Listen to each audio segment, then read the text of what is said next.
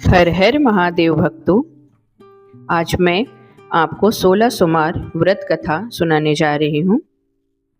एक समय श्री महादेव जी पार्वती सहित मृत्यु लोक में भ्रमण करते हुए अमरावती नगरी में आए। वहाँ के राजा ने बहुत विशाल और सुंदर शिव जी का मंदिर बनवाया था।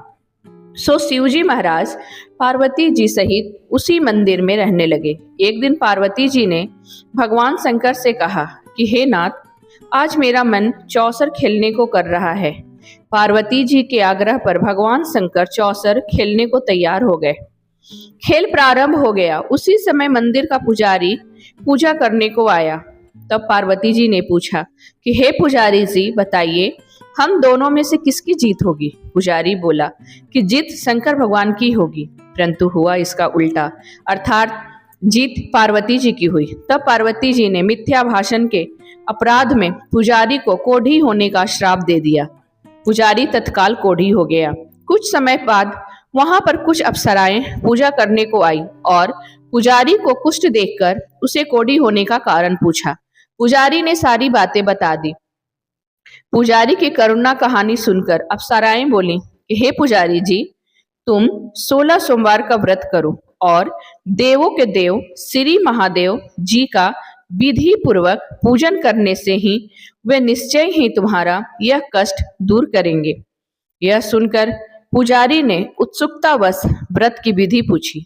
तब एक अप्सरा ने कहा कि हे पुजारी, जब सोमवार के व्रत करे तब संध्योपासना के उपरांत आधा सेर गेहूं के आटे के 3 अंगा बनाएं और घी, गुड़, दीप, नैवेद्य, बेलपत्री, पूजन सामग्री लेकर प्रदोष काल में शिव जी का विधि पूर्वक पूजन करें। फिर 1 अंगा शिव जी को अर्पण कर शेष 2 अंगा प्रसाद समझकर वितरित करें और स्वयं भी प्रसाद ले। इस विधि से 16 सोमवार करने के पश्चात 17वें सोमवार को पांव भर गेहूं के आटे की बाटी का चूरमा बना भोग लगाकर बांट दे। फिर सकुटुंब प्रसाद ग्रहण करें। ऐसा करने से भगवान शंकर प्रसन्न होकर तुम्हारी सारी मनोकामना पूर्ण करेंगे। यह सब विधि विधान बताकर अप्सराएं स्वर्ग को चली गई। पुजारी यथा विधि 16 सोमवार का व्रत कर रोग मुक्त हो गया और नियमित पूजा करने लगा। कुछ समय बाद श्री शंकर पार्वती फिर आए। पुजारी को देखकर पार्वती जी ने रोग मुक्त होने का कारण पूछा। तब पुजारी ने सब कुछ बता दिया, जिसे सुनकर पार्वती जी ने भी यह व्रत किया। फलस्वरूप अप्रसन्न कार्तिकेय जी माता के आज्ञाकारी हुए।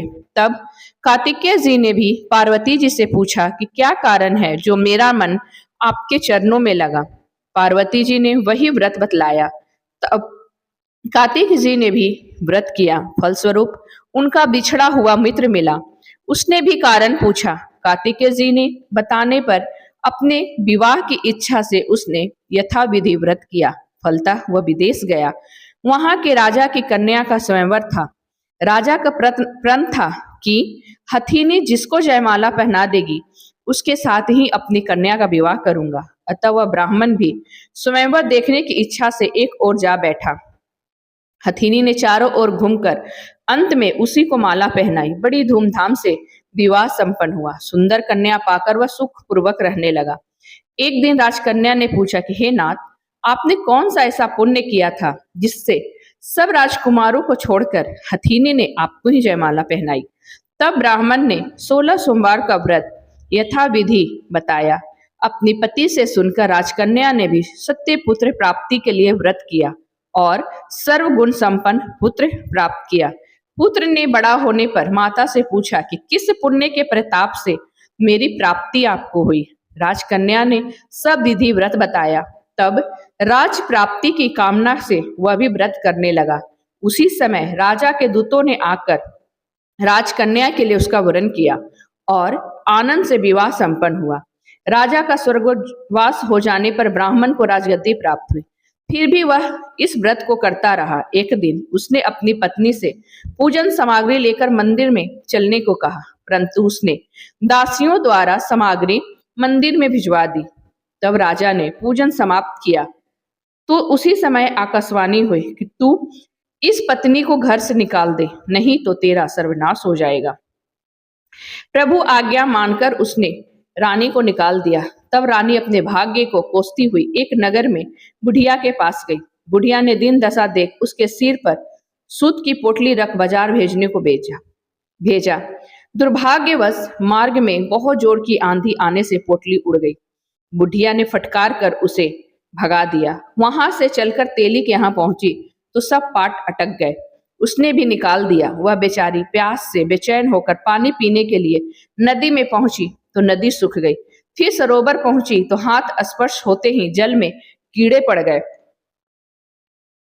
उसी जल को पी आराम करने के लिए जिस वृक्ष के नीचे जाती वही सूख जाता। वन और सरोवर की यह दशा देख ग्वाले उसे गुस्साई के पास ले गए। उसे देख गोसाई जी समझ गए कि यह अबला आपत्ति की मारी हुई है। धैर्य बंधाते हुए उसने कहा, बेटी तुम मेरे यहाँ रह, किसी बात की चिंता मत कर। रानी आश्रम में रहने लगी, परंतु वह जिस वस्तु को हाथ लगाती उसी में कीड़े पड़ जाते।